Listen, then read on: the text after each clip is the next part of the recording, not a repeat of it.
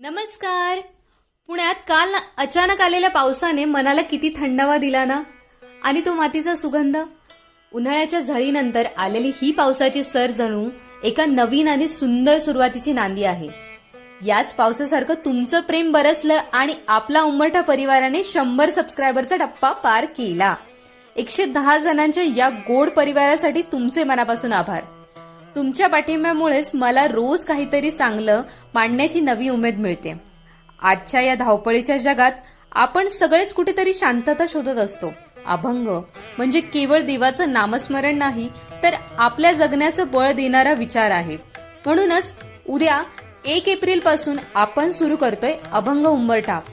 येणाऱ्या 30 दिवस आपण देवासमोर काढल्या जाणाऱ्या सात्विक रांगोळीसोबतच संतांच्या अशा ओव्या आणि अभंग पाहणार आहोत, जे आपल्या दिवसाची सुरुवात प्रसन्न करतील.